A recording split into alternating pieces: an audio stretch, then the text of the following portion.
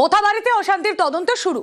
ঘটনাস্থলে সরেজমিনে এনআইএ। মোথাবাড়ি মোড়ে গাড়ি থেকে নেমে খোঁজ খবর ডিআইজির, আর তারই নেতৃত্বে মোথাবাড়িতে কেন্দ্রীয় এজেন্সির টিম।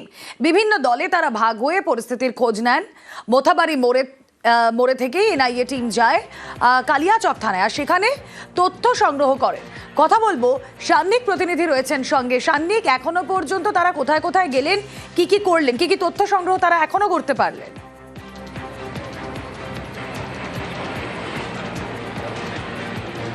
দেখো, বিকেল 4:05 এনআইএ টিম মোথাবাড়িতে এসে উপস্থিত হয় এবং তারপরে আমরা প্রথমেই যে ছবিটা দেখি, মোথাবাড়ি মোড়ে পৌঁছানোর পরেই যে ডিআইজির নেতৃত্বে এই মোথাবাড়িতে তদন্ত প্রক্রিয়াটা এগোচ্ছে, সেই ডিআইজি তিনি নিজে গাড়ি থেকে নামেন এবং সেখানেই যারা পুলিশ প্রশাসনের আধিকারিকরা ছিলেন, কেননা বুধবার দিন যে অশান্তির সূত্রপাত তা কিন্তু এই জমায়েতকে কেন্দ্র করে, এবং সেই জমায়েত এই মোথাবাড়ি মোড় থেকেই শুরু হয়েছিল।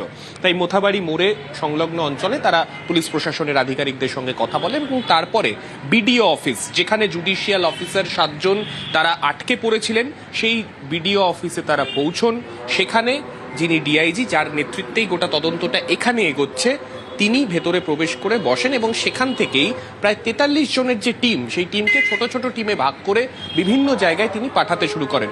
যে থানা রয়েছে, অর্থাৎ স্থানীয় থানা বলতে মোথাবাড়ি থানা, প্রায় 200 থেকে 300 মিটার দূরত্ব বিডিও অফিস থেকে, সেই জায়গায় তিনি প্রথমে আসেন। এখানে একটি টিম পাঠানো হয়, পাশাপাশি আরও যে জায়গায় ছোট ছোট আকারে অশান্তির সেদিন খবর পাওয়া যাচ্ছিল এবং বিভিন্ন ক্ষেত্রে যে অভিযোগ উঠেছে যে সেই সমস্ত জায়গাতে প্ররোচনা দিয়ে অশান্তি পাকানো হয়েছে, সেই সমস্ত জায়গাতেও ছোট ছোট টিম করে মোট 3 থেকে 4টি টিম ইতিমধ্যেই এনআইএর টিমকে ডিসপ্যাচ করা হয়েছে।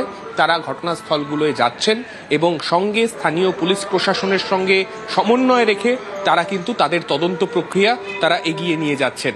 তাদের যে যাবতীয় কাজ, একদিকে যেমন থানা যতটা তদন্ত এখনো পর্যন্ত করেছে, থানায় টিমগুলো এসে সেই থানার তদন্ত প্রক্রিয়া কতটা এগিয়েছে সেই বিষয়ে পুঙ্খানুপুঙ্খ আপডেট তারা নিচ্ছেন। তার পাশাপাশি যে জায়গায় অশান্তি হয়েছিল সেই সমস্ত জায়গার দিকেও তারা নিজেরা গিয়ে নজর রাখছেন। রুমেলা, ওকে।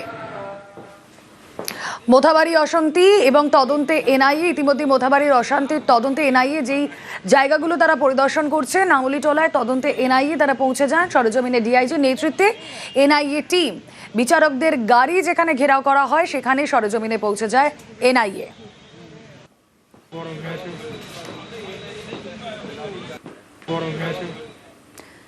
মালদার মোথাবাড়ির বিডিও অফিস, এখানেই চলছিল এসআইআর এ বিচারাধীনের বিচার।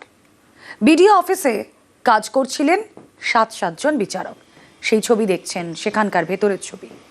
বাইরের নামবাদের প্রতিবাদে চলছিল জমায়েত, আর সেই জমায়েতে উস্কানি দেওয়ার অভিযোগ মোফাক্কেরুলের বিরুদ্ধে। তারপরেই ঘটে যায় সেই ভয়ঙ্কর ঘটনা। গভীর রাত পর্যন্ত ঘেরাও 7 জন বিচারক, জানিয়ে বঙ্গ রাজনীতি সরগরম।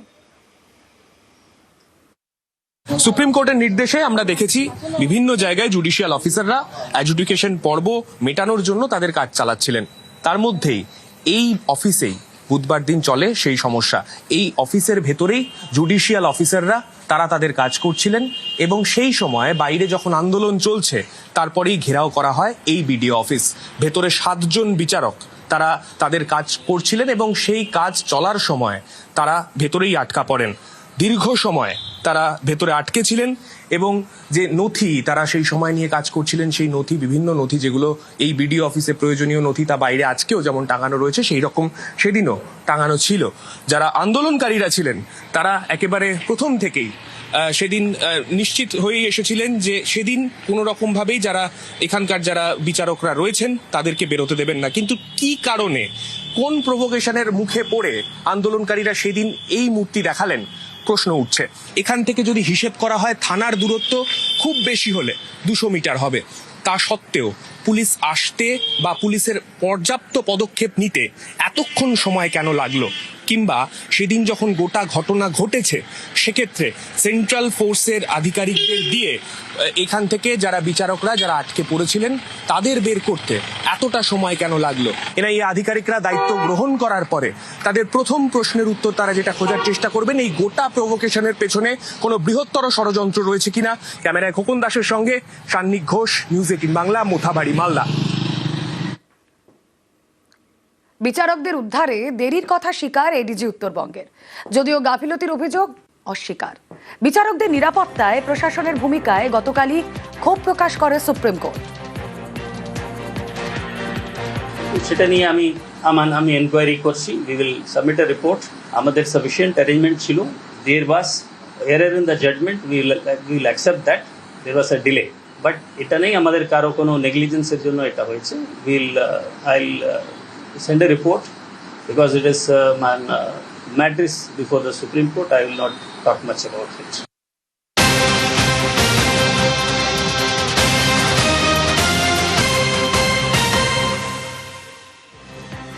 অনুমতি ছাড়া কোনো জমায়েত হলেই গ্রেফতারি, আর যেখানে সেখানে জমায়েতে কড়াকড়ি কমিশনের।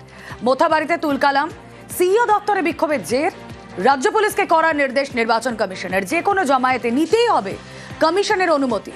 রাজ্য জুড়ে বেআইনি জমায়েতে কড়াকড়ি, কমিশন সায় দিলে তবেই অনুমতি দিতে পারবে পুলিশ। রাজ্য পুলিশকে এবার করার নির্দেশ নির্বাচন কমিশনের।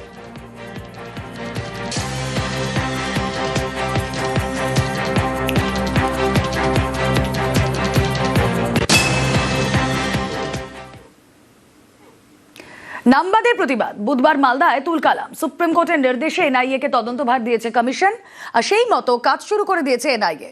ভোটের বাংলায় এই নিয়ে হাওয়া গরম।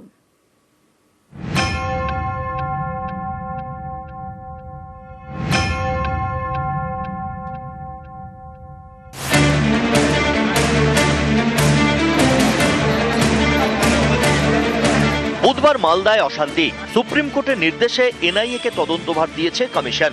কেন্দ্রীয় এই তদন্তকারী সংস্থা শুক্রবারই ময়দানে নেমে পড়েছে।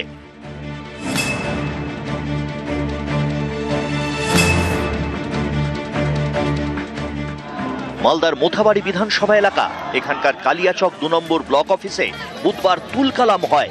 এসআইআর নামবাদের প্রতিবাদে ঘন্টার পর ঘন্টা ঘেরাও করে রাখা হয় 7 বিচারককে। মাঝরাতে ফেরার সময়ে ভাঙচুর করা হয় তাদের গাড়ি।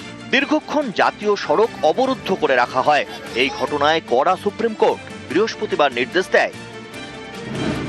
মালদার ঘটনার তদন্তভার সিবিআই অথবা এনআইএ কে দিতে হবে।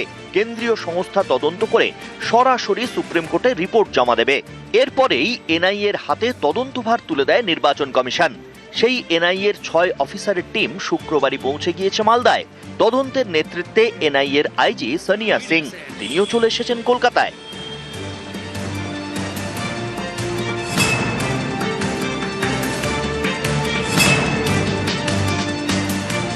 আজকে এখানে নিজে বিচারক এসে আক্রান্ত হচ্ছেন, তার সুরক্ষা নেই, তাহলে পশ্চিমবাংলায় বিচার ব্যবস্থার অবস্থা দেখুন আপনারা।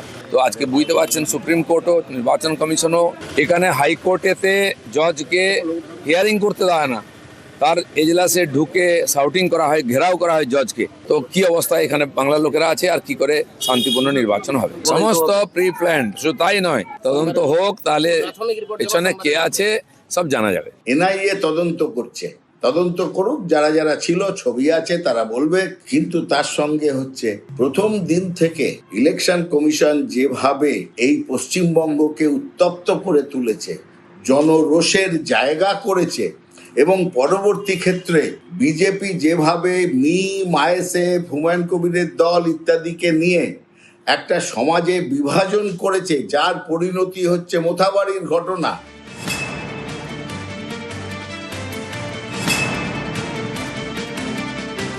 জাতীয় সড়ক কার নির্দেশে অবরুদ্ধ হয়েছে, কারা এই কাজ করেছে, কারা ভারতবর্ষের বিচার ব্যবস্থা এবং সংবিধানের উপর আঘাত এনেছে, বিচারকদের বন্দী করেছে, তারা কেউ ছাড় পাবে না। মোদির এনআইএ, আমাদের ভারতবর্ষের এনআইএ, আমাদের ভারত সরকারের এনআইএ নিরপেক্ষ তদন্ত করে প্রত্যেককে, যারা অপরাধী তাদেরকে জেলের ভেতরে ঢোকানোর ব্যবস্থা করবে, কেউ আটকাতে পারবে না। গোটাটা বিজেপির ছক। যে লোকটা অ্যারেস্ট হয়েছে, আগে মিমের ক্যান্ডিডেট ছিল শোনা যাচ্ছে, বা মিম করতো, সারা বছর দেখা যায় না, 5 বছর দেখা যায়নি। ভোটের সময় এসছে কি বিজেপির পারপাস সার্ভ করতে।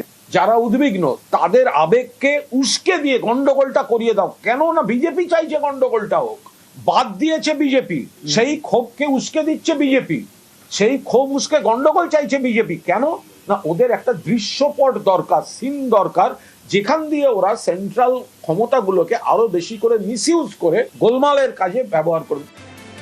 নিউজ 18 বাংলা।